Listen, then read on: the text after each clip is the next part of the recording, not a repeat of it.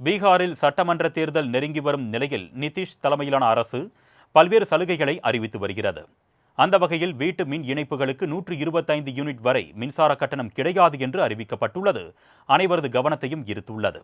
இதுகுறித்து சற்று விரிவாக பார்க்கலாம்.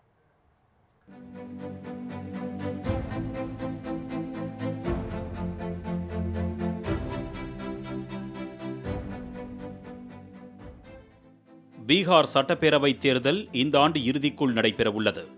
இங்கு நிதிஷ்குமார் தலைமையிலான ஆட்சி நடைபெற்று வரும் நிலையில் அதில் பாஜக முக்கிய பங்கு வகிக்கிறது. இந்நிலையில் வரும் சட்டப்பேரவை தேர்தலில் மீண்டும் ஆட்சியை கைப்பற்றிவிட வேண்டும் என்ற முனைப்பில் நிதிஷ்குமார் தலைமையிலான ஐக்கிய ஜனதா தளம் மக்களை கவரும் பல்வேறு திட்டங்களை அறிவித்து வருகிறது.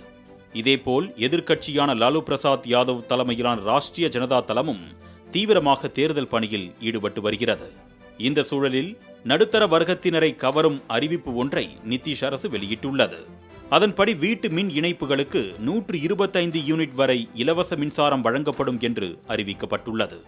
ஆகஸ்ட் 1ஆம் தேதி முதல் வீட்டு உபயோகத்திற்கான மின்சாரத்தில் 125 யூனிட் வரை இலவசமாக வழங்கப்படும் என்றும், ஜூலை மாதத்திற்கான மின்சார கட்டணமும் இதன் அடிப்படையில்தான் வசூலிக்கப்படும் என்றும் நிதிஷ்குமார் அறிவித்துள்ளார். இதன் மூலம் மாநிலத்தில் உள்ள 1,67,00,000 குடும்பங்கள் பயனடைவார்கள் என்று தெரிவிக்கப்பட்டுள்ளது. அடுத்த 3 ஆண்டுகளில் பொதுமக்களின் விருப்பத்திற்கு ஏற்ப குடியிருப்புகளின் கூரைகளிலோ அல்லது அருகே உள்ள பொது இடங்களிலோ சூரிய மின்விளக்கு பேனல்கள் பொருத்தப்பட்டு மின்சாரம் வழங்கப்படும் என்றும் நிதிஷ்குமார் தெரிவித்துள்ளார். ஏழ்மையான குடும்பங்களுக்கு சூரிய மின்சக்திக்கான பேனல்கள் அமைக்கும் செலவை முழுமையாக மாநில அரசே ஏற்கும் என்றும், மற்றவர்களுக்கு குறிப்பிட்ட அளவில் மானியம் வழங்கப்படும் என்றும் அவர் தெரிவித்துள்ளார். அடுத்த 3 ஆண்டுகளில் சூரிய மின்சக்தி மூலம் மாநிலத்திற்கு 10,000 மெகாவாட் மின்சாரம் கிடைக்கும் என்றும் நிதிஷ்குமார் தெரிவித்துள்ளார். மேலும் சில தினங்களுக்கு முன்பாக அடுத்த 5 ஆண்டுகளில் 1 கோடி இளைஞர்களுக்கு வேலைவாய்ப்பு வழங்கும் திட்டம் ஒன்றை நிதிஷ்குமார் அறிவித்திருந்தார். இதனையடுத்து மகளிர் வாக்குகளை கவரும் வகையில் பீகாரில் பெண்களுக்கு அரசு வேலைவாய்ப்பில் 35% இடஒதுக்கீடு அளிக்க மாநில அரசு முடிவு செய்துள்ளது. சட்டப்பேரவை தேர்தலை கருத்தில் கொண்டு அவசர கதியில் இந்த முடிவை மாநில அரசு எடுத்ததாக எதிர்க்கட்சிகள் குற்றம் சாட்டி வருகின்றன.